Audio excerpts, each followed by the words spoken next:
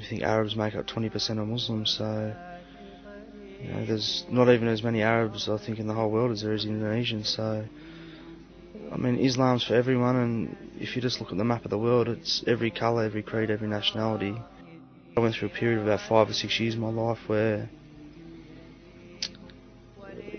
basically if you were to look at me, you'd say he's a scum of the earth, and that's the way I was treated, and that's what I was, and it was from my own hand. I destroyed my family, I destroyed myself, I destroyed anything that I ever care about, and I kept on going down and down and further down in life until I was at the bottom of the barrel. I was pretty much the worst people, and certain things happened to me that I don't want to elaborate on too much further here, because as a Muslim's meant to conceal his sins, and I'm not too proud of how I used to be.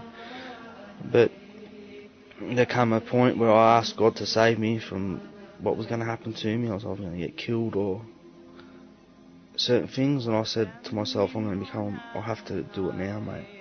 There's no turning back, Muhammad. You've come to this point in your life where Allah subhanahu wa ta'ala, God Almighty, has shown you, I must admit I did have a lot of the believed in a lot of the negative stereotypes about Islam, such as sort of the irrational, the terrorist, misogynist type attitude of Muslims. And when I found this was not the case, that it spurned more interest. And well, what else don't I know? And the Muslims actually that I met, like the first time I actually had that human contact with Islam and Muslims, they were actually some of the finest human beings that I'd met, and it was quite shocking to me, actually.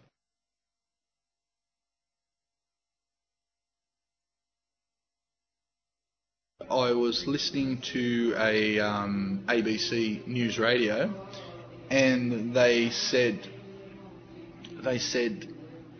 that a Queensland company had just marketed a special honey, a medicinal honey, because honey has a lot of antibacterial properties. Okay, 2 days before that, I'd been given my first Quran. All right, that afternoon, I thought to myself, "Oh, that's interesting about the honey, etc." That afternoon, I went home and I said, "Oh, let's have a look at this Quran." And I opened it up to Surah the B, and I apologise, I don't remember the verse, but the very thing I read when I got home was,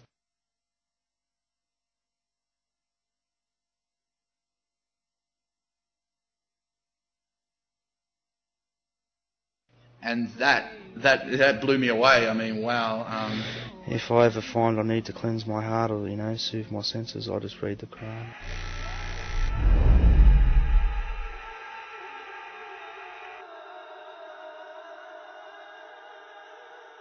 Before I came to Islam,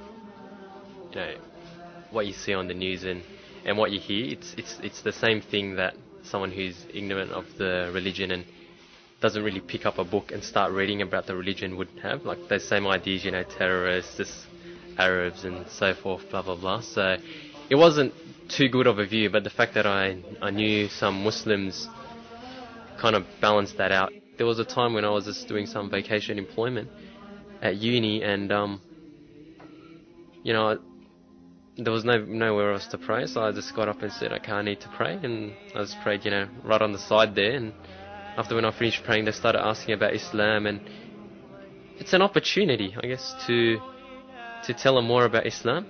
Initially, they'll be like, they don't know how to take it, like, because they don't want to say anything wrong, but it's a matter of being steadfast and making yourself known as a Muslim, so people would ask you, because I think a lot of people are curious just exactly what Islam is, and if they find out you're a Muslim, then they'll tend to have, so far personally, my experience have all been positive, so they've all been like, just what is Islam, why do you pray, etc, etc.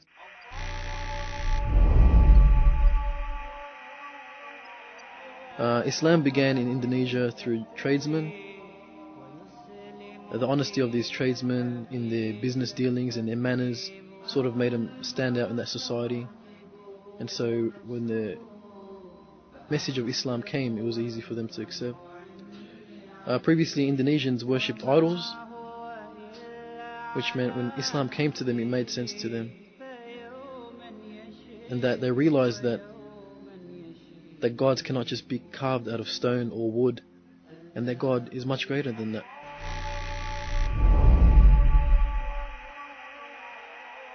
Islam is one, and that's what I really love about Islam. It doesn't matter what color you are, doesn't matter what religion you come from.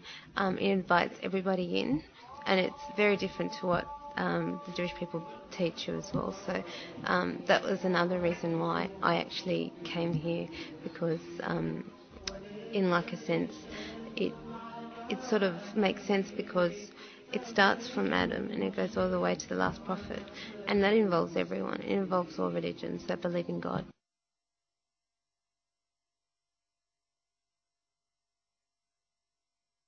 One thing that really stood out was when they got somebody in, and it was like a young boy, and he was actually reading the Quran in Arabic, and I started to feel it in my heart when he was reading it in Arabic, and to me, like, I don't even understand it.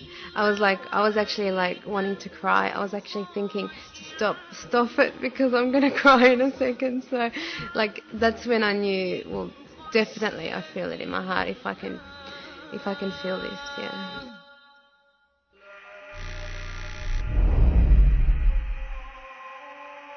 A lot of people don't like change.